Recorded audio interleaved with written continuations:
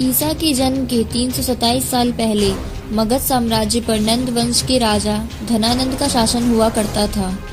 उत्तर में हिमालय से लेकर दक्षिण में गोदावरी तथा पश्चिम में सिंधु से लेकर पूर्व के इतने विशाल मगध साम्राज्य का अधिपति सम्राट धनानंद एक लालची राजा था। धन पर आनंदित होने वाले राजा धनानंद ने अपनी प्रजा पर हर तरह से कर लगा रखे थे। कहा जाता है कि धनानंद ने इसी धन से 99 करोड़ स्वर्ण मुद्राओं का विशाल भंडार भर लिया था। वह छोटी छोटी वस्तुओं पर बड़े बड़े कर लगाकर जनता से बलपूर्वक धन वसूल करता। परिणाम स्वरूप जनता धनानंद के शासन के खिलाफ हो गई। चारों तरफ भय और गुस्से का वातावरण बनने लगा। आर्यवर्त के इस महाजनपद मगध साम्राज्य की सीमाओं पर इस समय यूनानी यवन सैनिक तलवारें लिए खड़े थे, पर सत्ता की मद में चूर धनानंद को इससे तनिक भी फर्क नहीं पड़ रहा था। इसी महाजनपद मगध राज्य के सीमावर्ती नगर में एक साधारण ब्राह्मण आचार्य चाणक्य रहते थे। चाणक्य को हर वक्त अपने देश की चिंता सताती रहती। चाणक्य के एक मित्र सक्तार धनानंद के दरबार में बड़े ओहदे वाले मंत्री थे।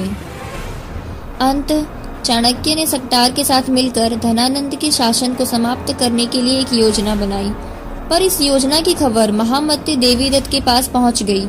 ये देवीदत्त मगध के राजा धनानंद का एक खास मंत्री था और इसने चाणक्य और सक्तार की बनाई गई योजना के बारे में धनानंद को बता दिया।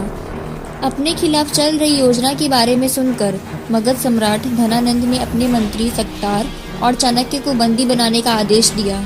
दरबार में पहुंचने पर चाणक्य ने धनानंद से कहा कि हे राजन, आप एक विशाल राज्य के राजा हैं और आपका ये कर्तव्य है कि आप अपने राज्य की सीमा की सुरक्षा करें।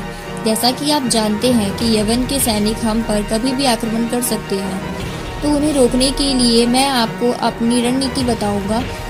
लेकिन सत्ता की मद में चूर धनानंद और उसके मंत्री महामती देवीदत्त हंस पड़ते हैं और उनकी शिखा को खोलकर उनका अपमान करते हैं। तब चाणक्य दरबार से निकलकर ये प्रण लेते हैं कि जब तक महामती के रक्त से अपने बाल नहीं रंग लूंगा, तब तक अपनी यह शिखा खुली ही रखूंगा। हे यमराज, धनानंद का नाम तुम अपने लेख से काट दो, क्योंकि अब उसकी मृत्यु का लेख मैं स्वयं लिखूंगा। इसके बाद आचार्य चाणक्य ने महाजनपद मगध साम्राज्य को छोड़कर तक्षशिला की ओर प्रस्थान किया और इसी तक्षशिला में चाणक्य ने अपने ज्ञान के झंडे को बुलंद किया। इसी ज्ञान के दम पर चाणक्य तक्षशिला के महान आचार्य बन चुके थे। पर चाणक्य की निगाहें तो मात्र एक वीर को खोज रही थी, एक ऐसे वीर को जो मगध के साम्राज्य की नींव हिलाकर रख दे, एक ऐसा महावीर जो सम्राट धनानंद को मारकर मगध साम्राज्य का महाराजा धीराज बनकर चाणक्य के सपने को हकीकत में बदलने की कुव्वत रखता हो। और इन्हीं दिनों चाणक्य अपने आश्रम से जंगल के रास्ते तक्षशिला विश्वविद्यालय जा रहे थे। तभी जंगल में कुछ बच्चे राजा प्रजा का खेल खेल रहे थे। चाणक्य की निगाहें उस राजा बने बच्चे पर जाकर रुक गई। चाणक्य को जिज्ञासा हुई यह जानने की कि ये खुली विचार, ऊंची प्रतिभा और महान कद काठी का ये महावीर आखिर है कौन। चाणक्य उस बच्चे की ओर बढ़ ही रहे थे कि तभी जंगल में एक चीता आ धमका।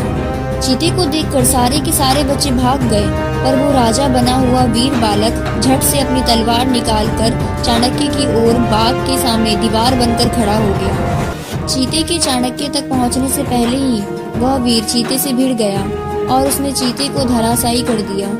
इस वीर की वीरता से चाणक्य अत्यंत प्रसन्न हुए। चाणक्य ने वीर से पूछा, तुम इतने वीर और साहसी कैसे बने? वीर का जवाब था, मैं राजा बना था। राजा का काम अपनी प्रजा का रक्षा करना होता है, इसलिए मैं अकेला ही लड़ा। फिर मुझे मगध के राजा धनानंद से भी तो अकेले ही लड़ना पड़ेगा। चाणक्य ने पूछा, धनानंद से तुम क्यों लड़ना चाहते हो? वीर ने जवाब दिया, क्योंकि उस क्रूर ने मेरी माता को अपमानित कर मेरी माँ को राजभवन से धक्के मारकर निकाल दिया था। चाणक्य ने वीर से पूछा, तुम्हारा नाम क्या है आर्यपुत्र? वीर का जवाब था, चंद्रगुप्त मौर्य। वीर विराट सम्राट चंद्रगुप्त मौर्य। इतने वीर बाहुबली देव पुरुष के इन वचनों को सुनकर चाणक्य भविष्य में झांकने लगे, जहाँ ये वीर मगध के महाराजा बने बैठे थे। चाणक्य ने वीर से पूछा, इतने महावीर का गुरु कौन है? वीर का जवाब था, मेरा कोई गुरु नहीं है। तब चाणक्य ने वीर से कहा, मैं भी धनानंद से अपने पिता की मौत का बदला लेना चाहता हूँ और तुम अपनी माता के अपमान का क्यों ना ये दोनों नदियां मिलकर एक समुद्र का रूप धारण कर ले। आज से तक्षशिला का ये महा आचार्य चाणक्य तुम्हारा गुरु होगा। वीर चंद्रगुप्त ने चाणक्य को अपना गुरु स्वीकार करते हुए गुरु को प्रणाम किया और इसी के बाद चाणक्य बालक चंद्रगुप्त को किसी अज्ञात स्थान पर ले गए। धनानंद के साम्राज्य से टक्कर लेना कोई आसान खेल नहीं था। देवगुप्त और कात्यायन जैसे कुटिल नीतिज्ञ उसके खास मंत्री थे और राजा धनानंद क्रूर जरूर था लेकिन एक ताकतवर योद्धा भी था, जिसने सिकंदर जैसे योद्धा को भी ब्यास सतलुज के मैदानों से वापस रवाना कर दिया था। कोई भी शासक धनानंद से टकराने का साहस नहीं करता था, क्योंकि उसके पास 2 लाख की पैदल सेना, 20,000 घुड़सवार सेना, 2,000 रथ और 3,000 हाथियों की एक महान सेना थी। ऐसे में धनानंद के शासन को उखाड़ फेंकने का साहस आखिर कौन कर सकता था। इसके लिए कठिन तैयारी, सैन्य शक्ति और जन समर्थन की आवश्यकता थी और चाणक्य तो इस बात को भले प्रकार से जानते थे। बालक चंद्रगुप्त को सबसे पहले शास्त्रों की शिक्षा दी गई, इसके बाद अस्त्र शस्त्र की शिक्षा दी गई और अंत में चंद्रगुप्त को राजनीति और गोपनीयता का पाठ पढ़ाया गया। बालक चंद्रगुप्त हर कड़ी परीक्षा में सफल हुए। चंद्रगुप्त रात दिन अस्त्र शस्त्र का अभ्यास करते रहे। वे दिन रात नींद आदि को भी भूल चुके थे। अपने कठिन परिश्रम की आग में तप कर चंद्रगुप्त सोना बन रहे थे।